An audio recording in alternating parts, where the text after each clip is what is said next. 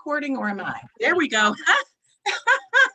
Thank you for reading my thought cloud. There we go. As soon as you said take pictures, I was like, oh, we need to hit the record button. There we go. Well, we'll start out with just a review of a case study. And there are so many case studies that are similar. This one is about a resume study on who got a lab manager position in a STEM job, whether it was a male or a female. In this particular case, it was John or Jennifer.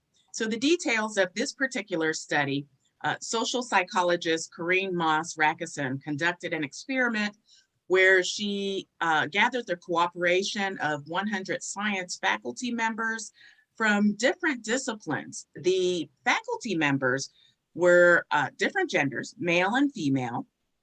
They were also different ethnicities. Moss Rackison and her colleagues created fake resumes, again, for this lab manager position with identical qualifications, identical experience. Oh, the only difference on the resume was the name, Jennifer or John.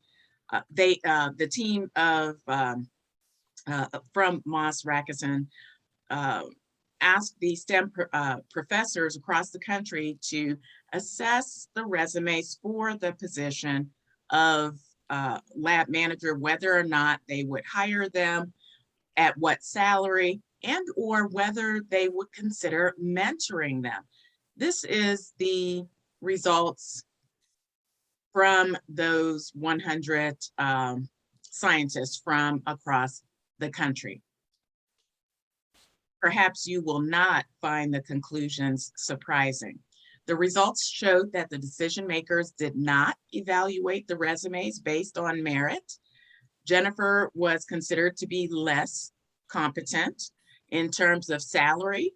Those that thought they might hire Jennifer recommended paying her on average 13% less than what they would pay John. Even the women scientists favored John over Jennifer. Even when we talk about in-group versus out-group, one might think that the women might have favored Jennifer over John. That was not the case. Jennifer, again, was perceived as less competent. Even the women were less willing to mentor Jennifer. So how about you all? Is anyone surprised at the conclusions of this particular study?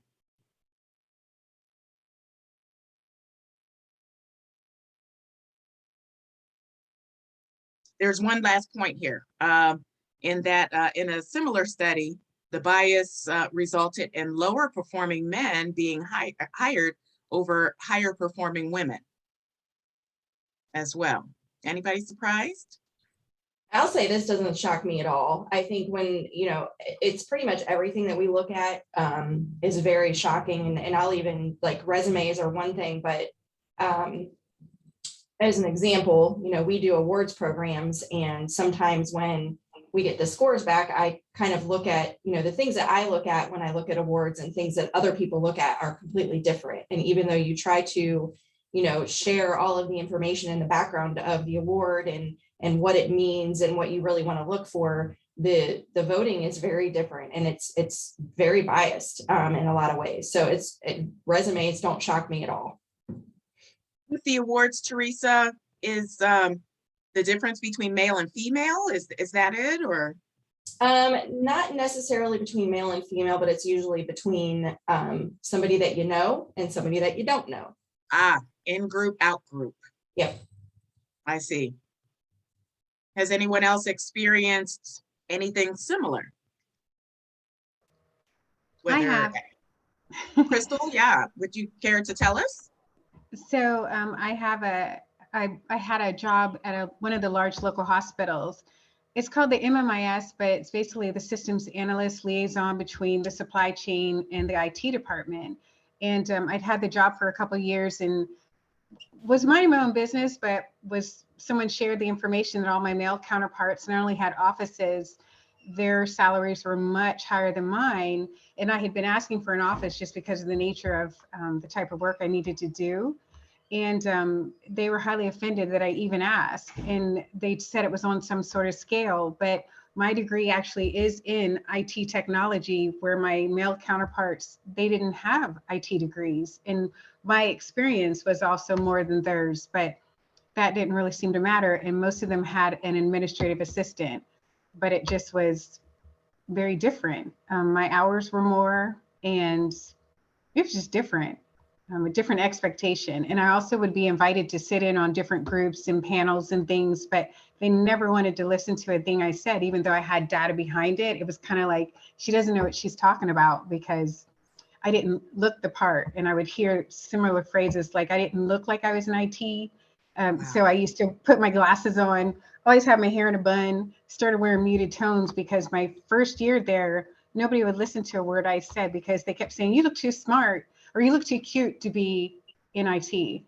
And I thought, what the heck? So it's just like, I'd actually get some places and I could see my IQ drop the minute they saw me, because sometimes I don't sound what I look like, which always was an interesting conversation. And so sometimes people I'd help for months, some of them years, when they saw me, their perception changed about my ability to help them. So interesting environment. Hey, in my position as a facilitator, I try to keep a straight face, but I'm sorry, I had to break character there, because like they actually verbalize that you don't look like you belong in IT. It's one thing for their faces to change, because I've experienced that myself. Mm-hmm. When I've spoken with people over the phone, and then Yeah. when they see me, their faces might change. But for them to actually verbalize that, I'm just really kind of flabbergasted. Wow. Many people felt quite comfortable, and it was such a challenge when I first got there, that actually some of my friends said, you look too cute. Not that I'm trying to be all that, but because I love colors, and I've got my twisties, and no, none of that was working. So I put on my glasses, I put my hair in a bun, and I started wearing very muted tones. Like people were in jeans, but I was in a pantsuit, because to them an IT person should look like a certain way, and I certainly don't. They would say, well, you don't sound Black. And well, exactly how am I supposed to sound? Are you saying I'm not supposed to have proper English? I don't know about your descendants. Mine are kings and queens, so I don't know what your expectation really is. But you just don't look like you would know how to. Okie dokie. It was curious. But anyway, sorry.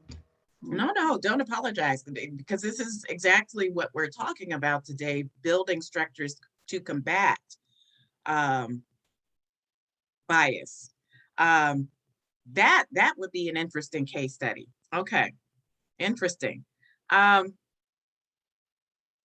so the question is, and I'll put that out to the group, because that's our, okay, not sure why that's coming up. So what can we do about it? Let's go into this video, and then we'll talk about it after the video plays.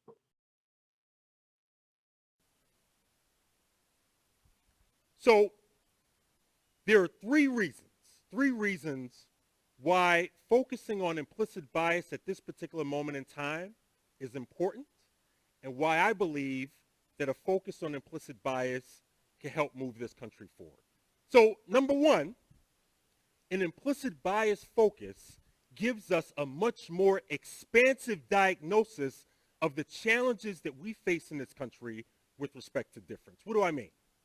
We know from the work of esteemed scholars Mazarine Banaji and Anthony Greenwald that a significant amount of the harm being experienced and transmitted in this country with respect to racial bias and other lines of difference, we know that a significant amount of that harm stems from implicit forms of bias in addition to explicit forms of bias. Yet the majority of the tools that we use to address bias are designed to address explicit forms, not the implicit. So in essence, what we have in this country is a mismatch, a disconnect between how we diagnose challenges around difference and how we treat them. An implicit bias approach gives us a much more expansive diagnosis and a much more expansive toolbox. And my belief is that if we get the diagnosis right, we will get the treatment right. If we continue to get the diagnosis wrong, we will get the treatment. Number two, implicit bias is both predictive and it's preventive. Predictive in the sense that a person can go to the website for Project Implicit, take any one of the online implicit association tests and receive a test result that can serve as a predictor of discriminatory behavior. It's preventive in the sense that there are emerging and promising strategies coming out of the science community that suggest with internal motivation and habitual practice, we can do things to reduce our vulnerability to act on our biases. And I believe that that is what the country needs right now. We need a prevention approach around issues of bias and difference versus an emergency room response. Right now, we have an emergency room response. We wait for stuff to happen, then we rush to the emergency room. We need a prevention approach, and implicit bias gives us that. Lastly, in number three, implicit bias, or an implicit bias approach, helps to reduce the shame and the shaming that's associated with talking about and addressing issues of bias. Author and researcher Brene Brown draws an interesting distinction between guilt and shame. She says, guilt says, I made a mistake and I can do something about it. Shame says, I am a mistake. This is who I am. I'm a horrible human being. There's nothing I can do about it. I'm going to always be this way. And what I want to submit to you is that my belief is that one of the biggest challenges that we have in this country and how we address issues of bias is that we engage in self-shaming, and if we're honest, sometimes we intentionally and unintentionally shame others. And my belief is that as long as we continue to do that, human beings would never feel the motivation that they need to do the self-change work or the broader societal change work that we need to do. An implicit bias approach addresses this because it makes the central question not are you racist or not racist, are you sexist or not sexist. An implicit bias approach makes the central question, how do we get our actions and behaviors, how do we align our actions and behaviors with our consciously held egalitarian beliefs, or at least for those people who do hold egalitarian beliefs. And my belief is that many people do. So that's why this work is important at this particular moment in time. Okay, so he really brings up some important points. Some of those points are, and let's see, they're on my next slide. I'm going to come back to Sharon Osborne here in a moment. 3 points here. An expanded diagnosis of the problem. So Duchaw-Hawkett says, we know that a significant amount of harm is a result of implicit and explicit bias. In Crystal's situation, in what was verbalized to her, I submit that that was explicit bias along with implicit bias. I agree, however, that taking an IAT or an implicit association test is a good idea. And I'll ask you all, I may have asked before, have you all taken, or any of you taken an implicit association test? No? All right. It might not be a bad idea to take one. As a matter of fact, I'll just pull up the site really quick just so you can, it'll look familiar to you.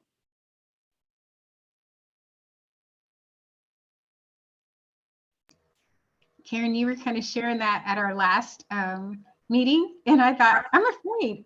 So I'm like, oh my gosh, as I've been in these sessions, like I'm starting to go, oh my gosh, that was bias. So I'm thinking, oh my goodness, what's going to happen if I take that test? Although I know it should, but.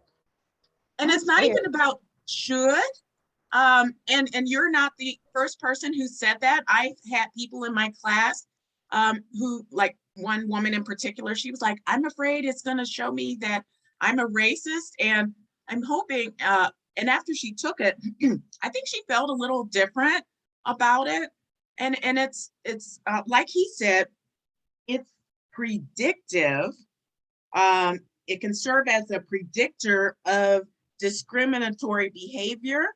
And it can be preventive in that it can show an emergent behavior, but it should not be used to put yourself in a box. What the IAT can show you, because you can see some of the different topics here. Native American versus white American, religion. Many times in my in-person classes, I would have participants do gender career. The gender career often reveals a relative link between females having a more implicit preference towards females and family, and males and career, which is interesting.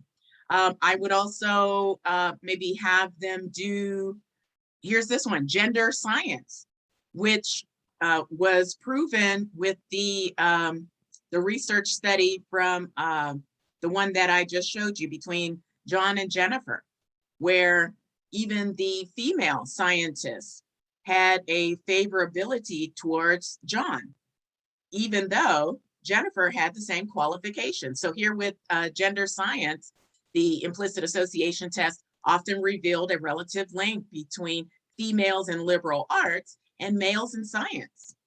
So it's not necessary. And here with the weight IAT, the ability to distinguish faces of people who are obese. So you'd be surprised with some of the results here.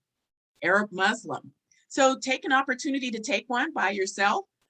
Some of the results, however, when you first take it, some people have difficulty with the mechanics of it because of the speed. What this particular test is looking at, how quickly you make implicit associations based on those things that are familiar to you versus things that are unfamiliar to you. So I just wanted to show you that real quick. So take the opportunity to do that.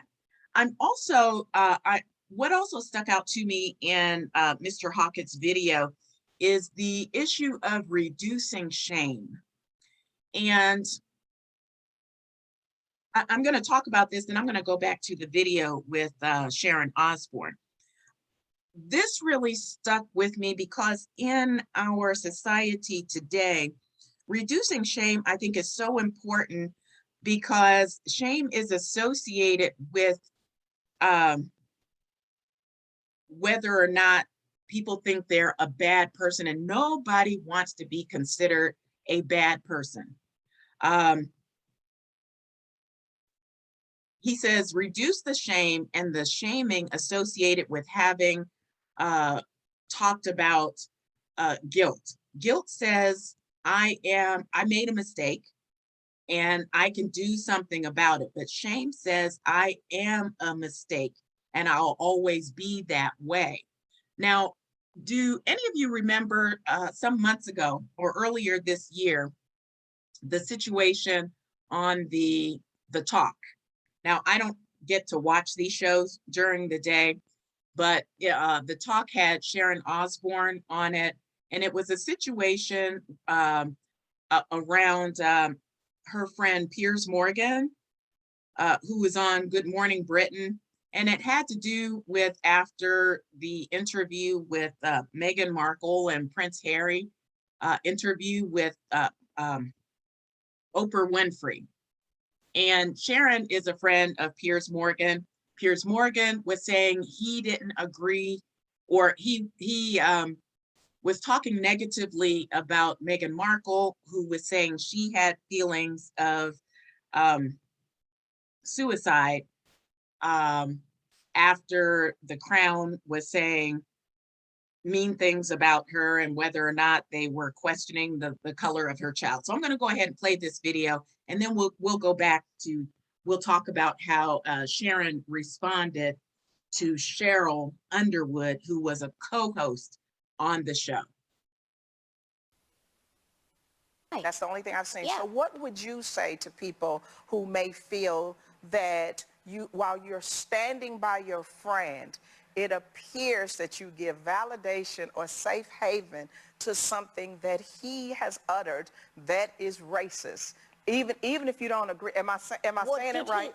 Okay, I don't know what he's uttered that's racist. I'm not trying to slide out of this one. Right. I don't know. Tell me, what has he uttered that I feel even like I'm about to be put in the electric chair because I have a friend who many people think is a racist, so that makes me a racist.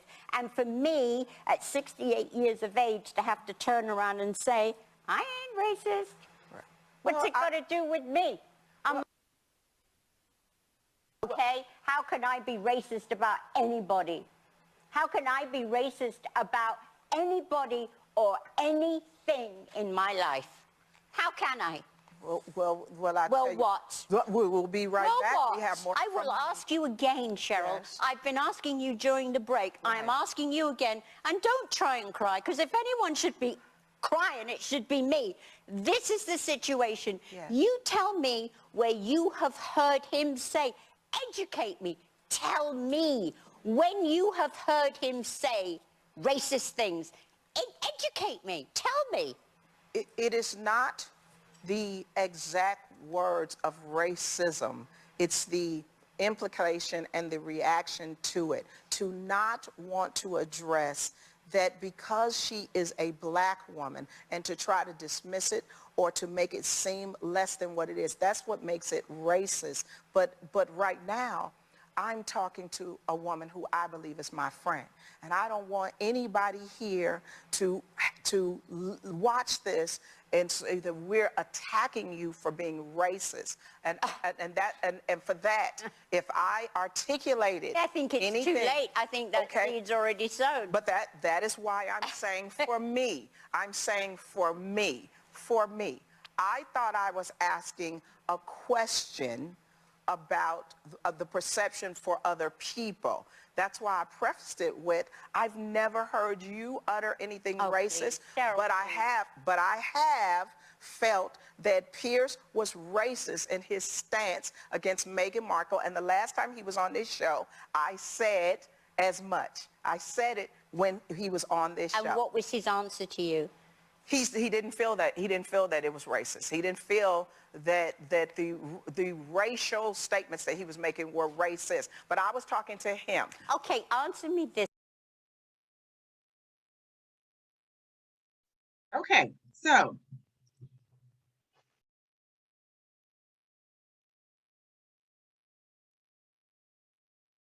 I think I don't know. Well, let me ask you a question. What did you think about Sharon's behavior? Just her behavior.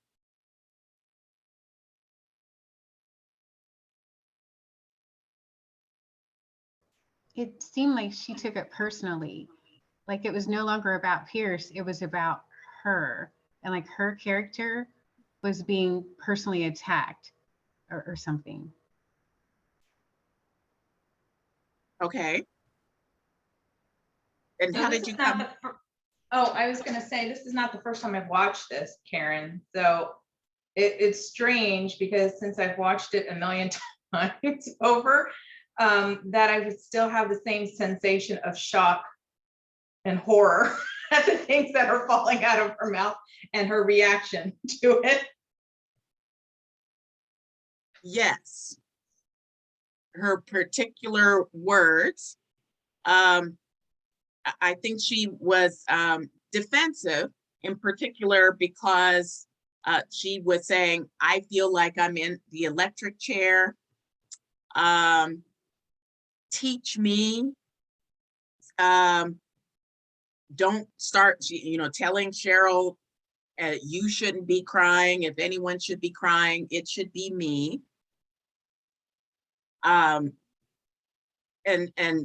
Yes, very, very defensive.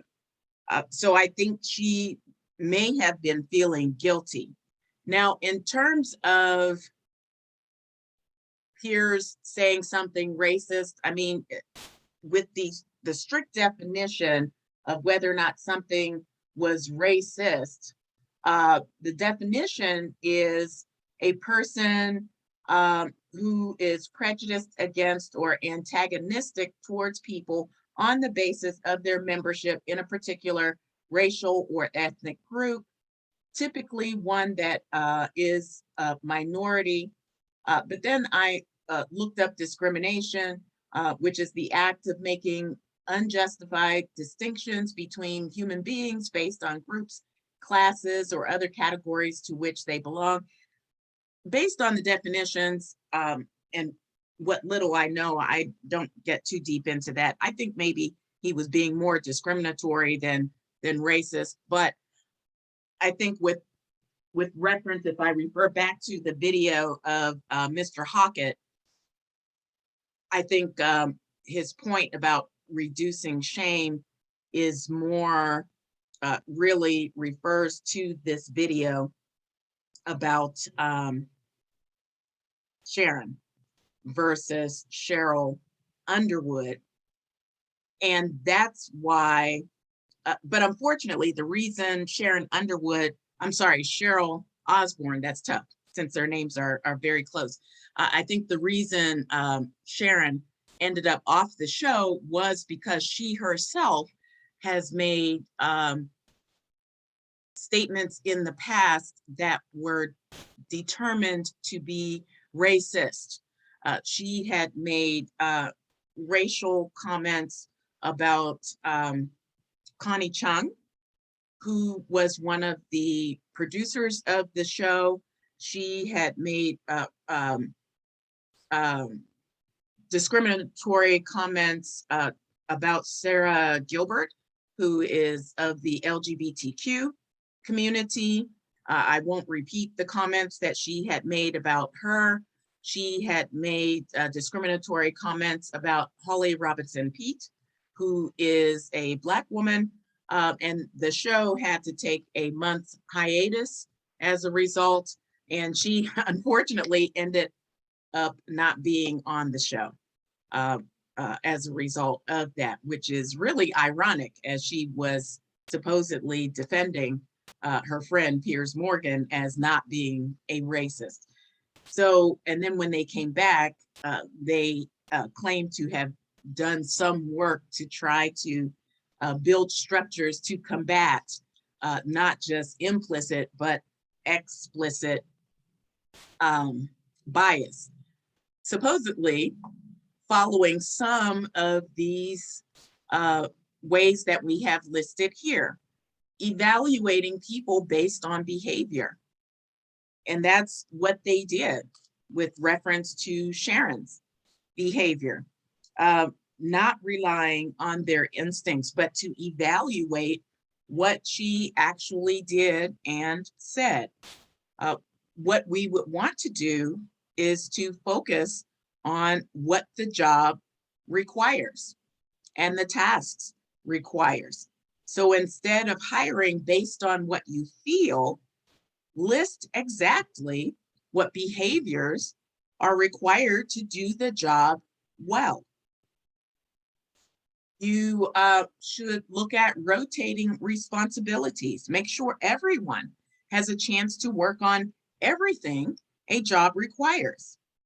Oftentimes, implicit bias leads us to give certain people roles that fit them, like assigning women to plan parties or giving white men face time with important clients or executives, and or if I might be so bold, giving certain people roles that fit who they think fits that IT role, okay? Instead of the guys in the khakis and the or who might be Indian American. I mean, I know of people in IT, and if I can talk about the stereotypical roles, a lot of them are Indian Americans or even Caucasian, wear khakis and wrinkled shirts.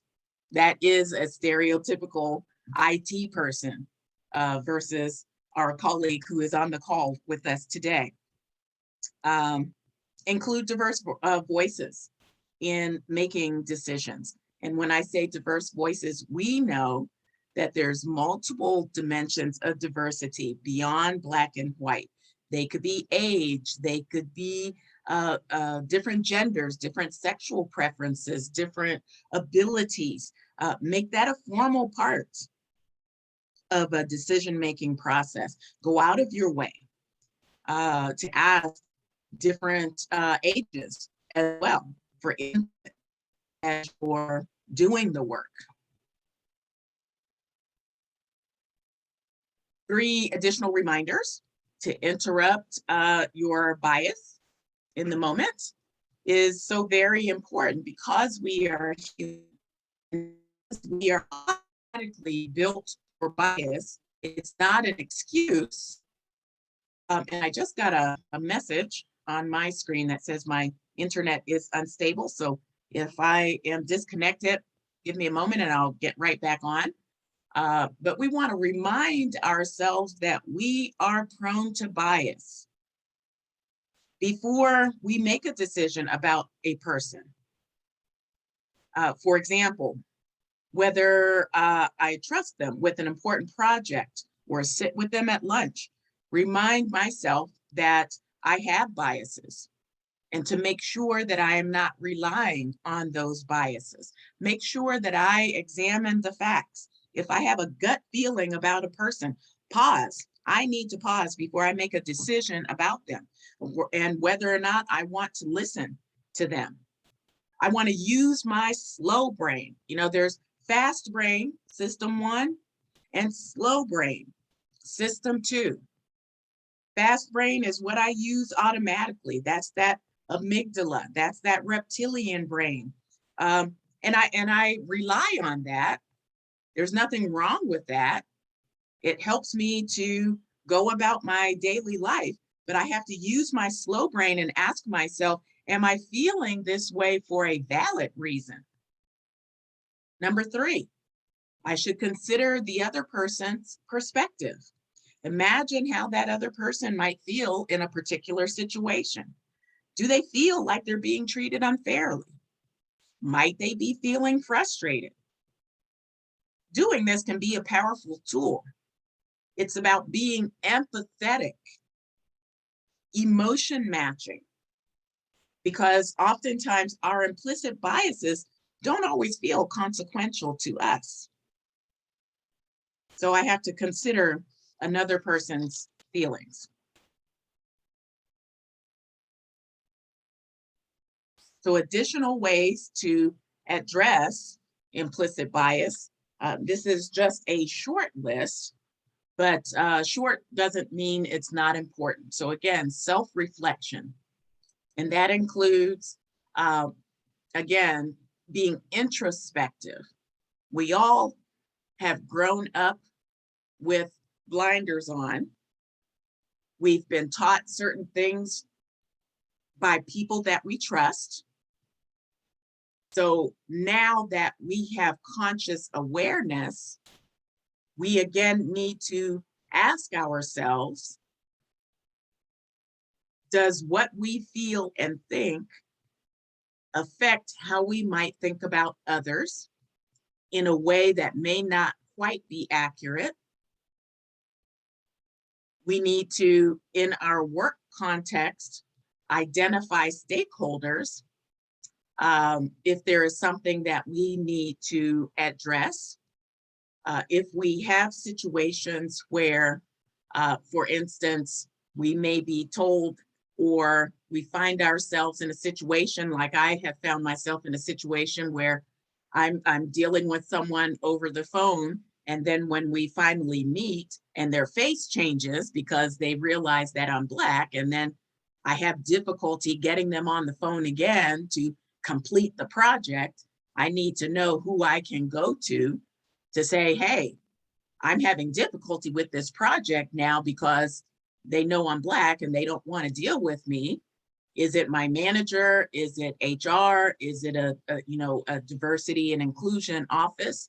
I need to be able to know who I can go to do that, because otherwise it's going to affect my performance. I need to also know who I can have open and honest dialogue with. Hopefully, there is training and leadership development in my organization for all persons involved.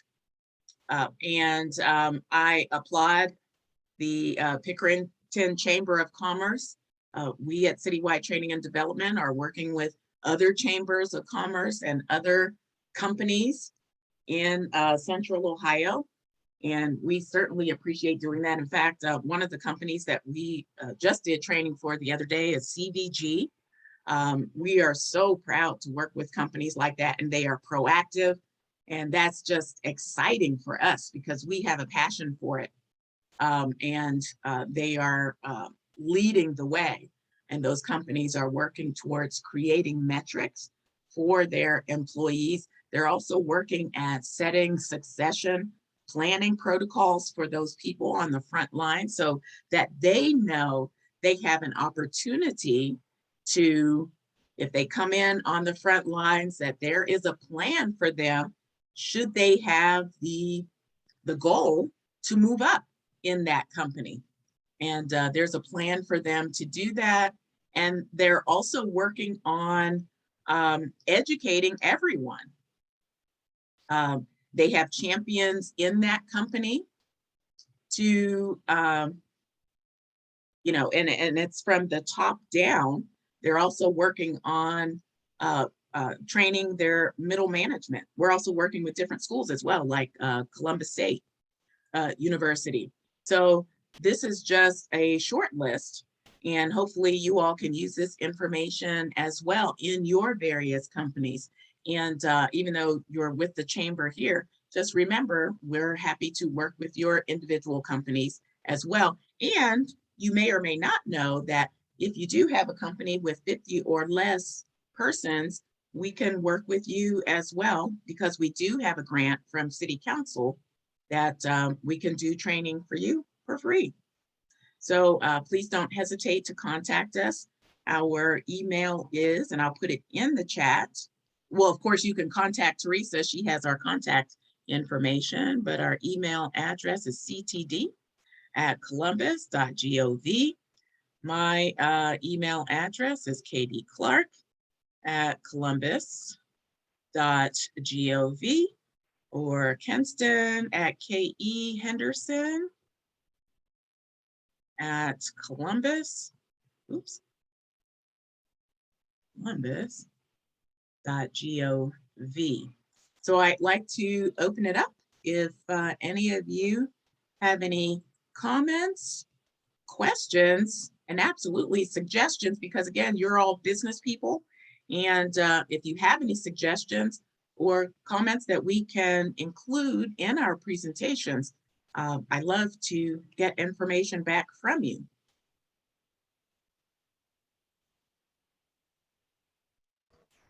Well, Karen, I would just say that it's been really helpful. I think a lot of times with bias, people don't know. And what I sometimes will hear from people is they don't think that's still occurring, at least not at the rate that it still is. And I'm 56, so I've been in the workplace for a long time. And I still run into that, and I still run into situations where people will say things that they probably should not say. And look at me, I'm pretty approachable, but it's not about that. Sometimes they only see the bias. They don't even take an opportunity to see me. So I think this training and the willingness of the chamber to be a part of it, and I think it's fantastic, and it really does make a difference. So thanks, Crystal. Teresa, and thanks, Karen.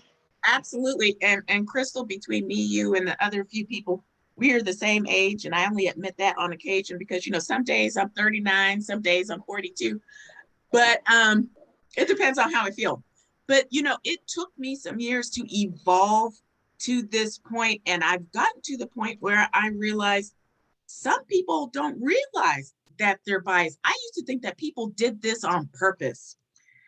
And I'm glad that I'm in the space that I am, that I can extend grace.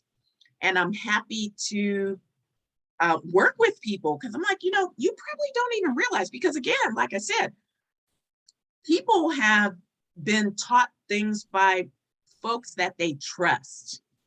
And they don't know that what they've been taught is biased. So I'm happy to say, hey, you know, maybe you don't know you don't know that what you're saying is hurtful. Just like somebody had to pull me aside. Some of you may have heard me tell this story. Like when I grew up, retarded wasn't considered you know, an offensive word.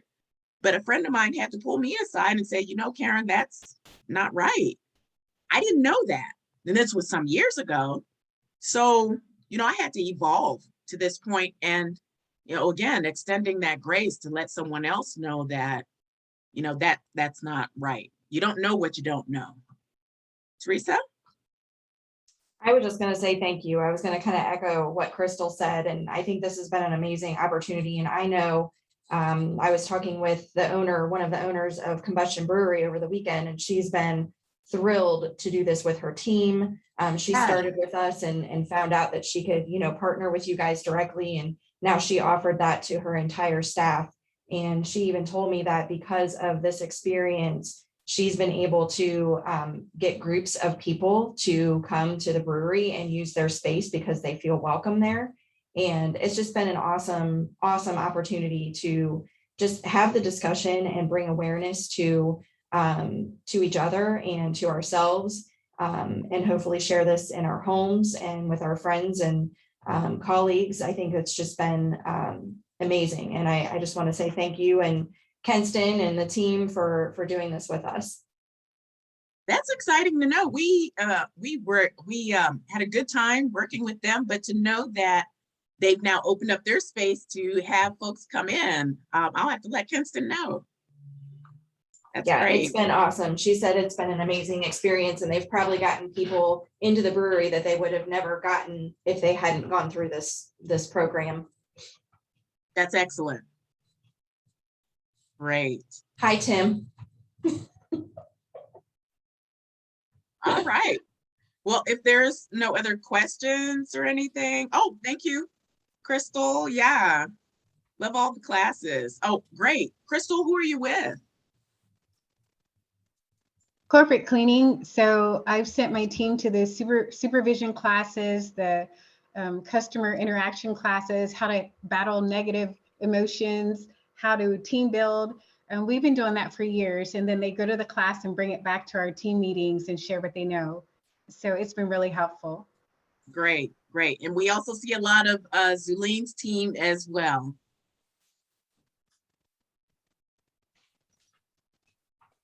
Right. Well, it's been our pleasure.